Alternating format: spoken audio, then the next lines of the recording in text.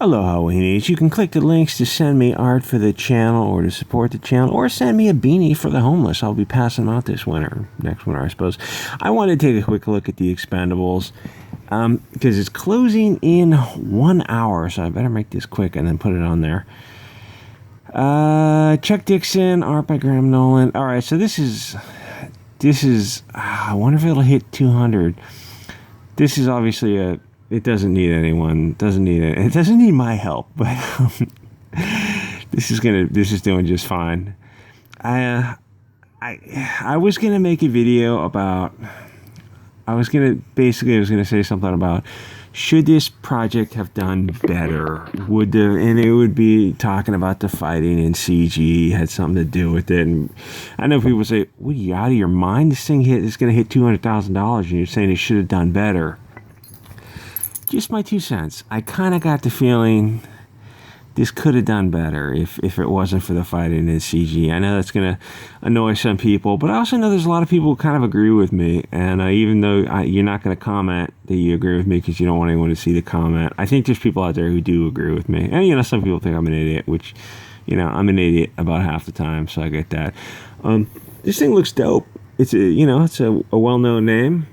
The Chuck Dixon is phenomenal, and I'll keep it 100 with you. Chuck Dixon and Myers, of the stuff I've read recently, man, they are just both of those guys. Myers is a new writer. I mean, kind of. He doesn't have the pedigree that Dixon has, but Iron Sights and Jawbreakers, wow. That was as good as I was comparing him to. Who's the guy who wrote Get Shorty? What's his name? Elmore Leonard, the guy who wrote like dozens of these books, and I was reading the back of the book. He did kind of a explanation of his writing style, and he said something like he goes through and edits it, and everything that's not dialogue he tries to get rid of, and that's why the book is so dialogue driven, and that's why his books are so good. I think I read everything he put out. Okay, Doc, that's great. And Zach reminds me a lot of that guy. I wish I had his name on tap. I wish I did a little bit more prep, but I didn't. I just turned on this thing. This looks like that. What was that video game with Chun-Li? That video. I can't remember. God, zero prep. Anyway, Myers' writing reminds me a lot of that. And Chuck Dixon did Ravage Kill on Man, which I just got done reading because Triple J. Oh come on, dog. Triple J sent me a box full of comics, and that was one of them. And that was amazing. So, but also Myers is even more impressive because, as far as I know, the dude's not a writer, and he writes like a professional writer. Anyway, this looks great, but I hope no one's going to get pissed when I say, couldn't this have got to 300,000? I mean, shouldn't this have done better? It's amazing that comicsgate is even an industry that exists at all. And I know Zacky's not going to complain about this only getting to 200,000. It's like only 200,000. That's nothing to complain about. It's an amazing accomplishment. Yeah, but comicsgate's been around a few years now, and I understand Mark Waid gave an incredible boost to the first CG projects because he's such a colossal douche that people hate bought against him, which is fine. It's not. You're buying very, very good products. Iron Sights and Jawbreakers are very good comics,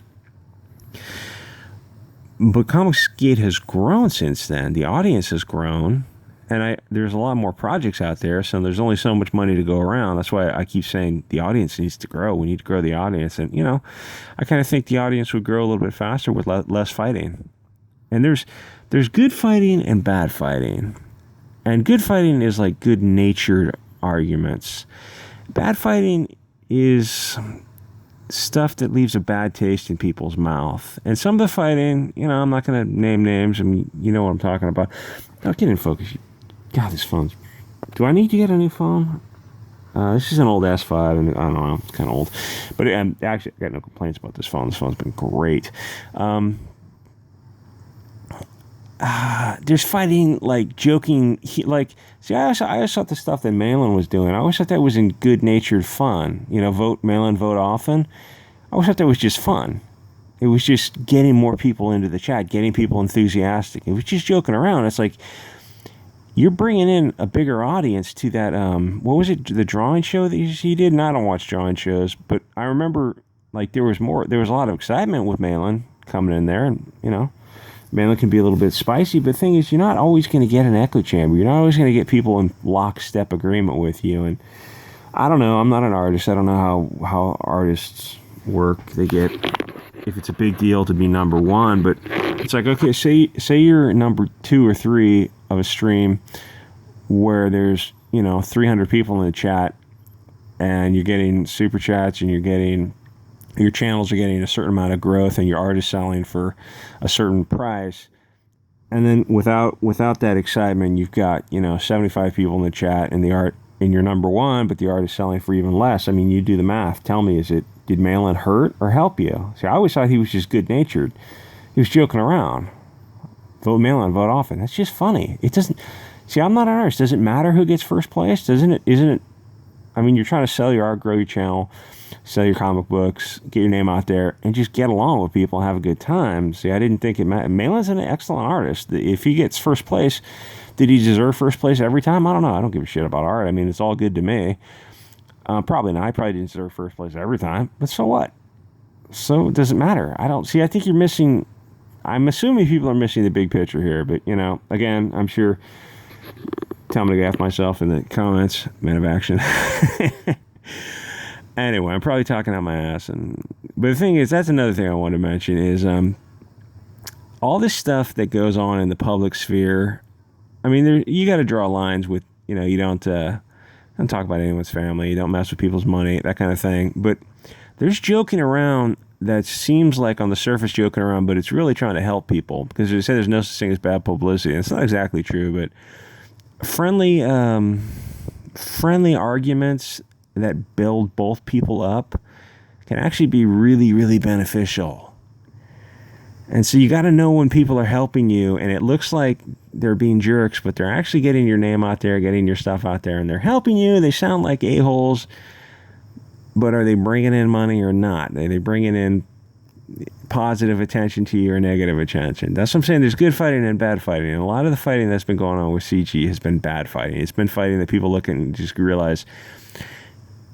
See, that's what I wanted to say is I think this you know, it's like only did $200,000 only because everyone likes Zach. People mostly like Zach, and they mostly like Cecil, and there's a lot of people that people mostly like. And even though Zach is probably number 1 up there with being the most liked for being kind of the godfather of this whole movement, there's a lot of people who are just fed up with CG in general, and they lost their enthusiasm. And that's what I've seen in a lot of live streams. I mean, like if you're doing a live stream where it's like a 2 minutes of hate from 1984, but instead of 2 minutes, it's, you know, 4 hours of hatred. That's the wrong kind of excitement. It's like the passion, the excitement, the good energy has faded away, and that's not good energy. But, you know, hey, what do I know? I've got a very small channel. I don't know what I'm doing. I'm not very good at YouTube. I admit that. Another thing that's weird is this is $30 for 50 pages? And then it says 3 side quests. So what's the total page count? Maybe, I'm sure it says right below, and I'm just missing it, but 50 pages for $30, that does not seem like a great deal to me. Maybe I'm missing something, but it's just, you know, just my 2 cents. And like I said, this thing's doing amazing, as well as should. Well, as said, if Myers and Dixon are teamed up, those are 2 very, very good writers and good idea people. I was really surprised with Ironsides how good that thing was, and Jawburgers too, but more so Ironsides. I liked that raw, gritty style of Canales and what's his face, Myers working together. Who did this? Did he do the art on this? Kyle Ritter did this? That's not bad. I saw Zach did a drawing. It was okay. He did one. Yeah, he did this. The only thing with this is the problem is the arms are too close to the body. You want to splay them out a little bit and probably make the waist a little bit smaller. I mean, these are comic books. They should be exaggerated. The arm should be a little bit away from the body. This looks like he's pulling them close together, like he's hiding behind something, looking for concealment or cover or something. I don't know. And And why does a soldier have a revolver, a 357 or a 38 or something? Why would you have a revolver when you've got a 9 or a 45 or something? I don't know. Revolver's kind of a weird choice. And it's like a 4-inch revolver. I literally have one of these sitting right next to me, but I'm not a soldier. It's just a 4-inch 38.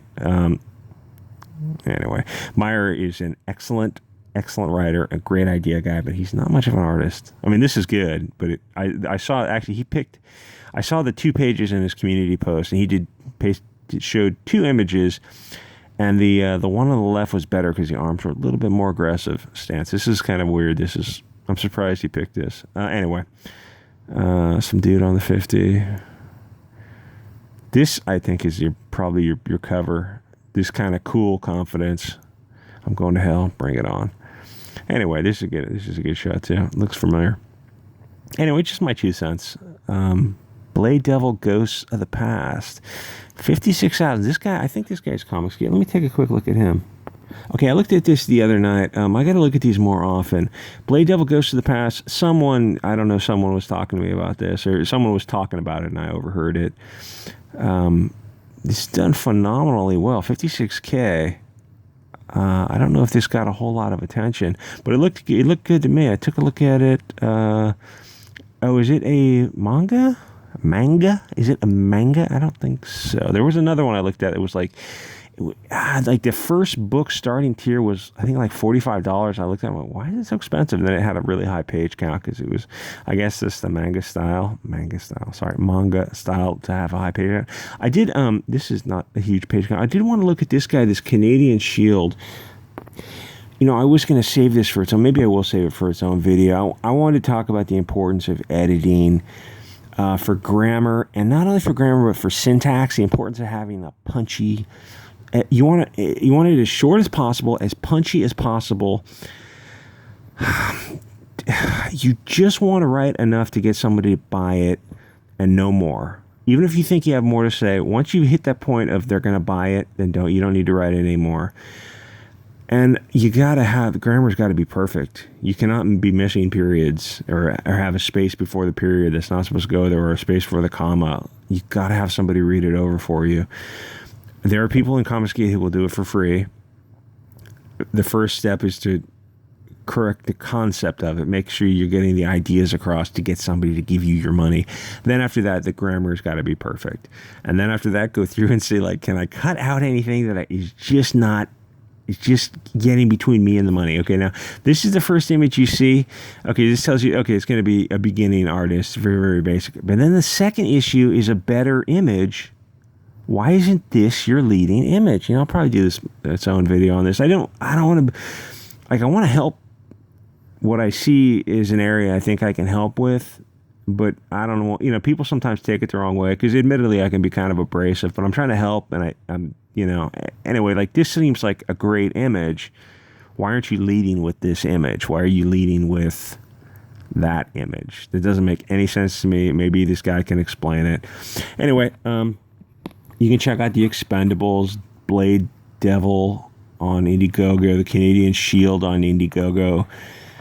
And guys, like, comment, subscribe, send me a beanie, send me your comic books, guys. I got into YouTube just to get free comic books.